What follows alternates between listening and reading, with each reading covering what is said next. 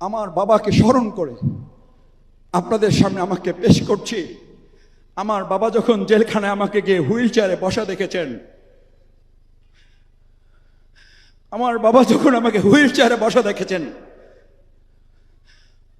ওখানেই বাবা চেয়ারে বসে পড়েছেন। বলছে আমার 35 বছরের সন্তান, তাকে হুইল চেয়ারে বসে রাখা হয়েছে, আমি বৃদ্ধ বাবা দাঁড়িয়ে তাকে কি করে। এখানে বলে যখন চেয়ারে বসে গেছেন, আমি চেহারার দিকে তাকিয়ে দেখেছি আমার বাবা কতটা অসুস্থ হয়ে পড়েছেন। সেই অসুস্থতা থেকে বাবা মৃত্যুর করে ধাবিত হয়েছেন।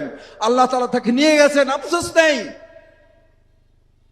কিন্তু আমাকে যারা হুইল চেয়ারে বসিয়েছেন, আমার বাবা সেই দৃশ্য দেখার পর পুলিশের লোকেরা যখন সান্ত্বনা দিয়ে মাথায় হাত দিয়েছে, খালুজান একটু ধৈর্য ধরেন, আমার বাবা দ্ব্যর্থহীন কণ্ঠ এই চেয়ারে বসা থেকে আবার দাঁড়িয়েছেন। পুলিশের লোকেরা ভালো করে কান খুলে শোনো, আমার 4 ছেলেকে আল্লাহর দ্বীনের জন্য, ইসলামের জন্য বহু আগে তাদেরকে আমি আল্লাহর দ্বীনের মুজাহিদ হিসাবে দিয়ে দিয়েছি। আল্লাহর সম্পদ আল্লাহ যেভাবে তাদের কাজে লাগায়, আমি সিরাজউদ্দিন তাতে খুশি আছি। আমাদেরকে কোনোভাবে থামিয়ে দেওয়া যাবে না।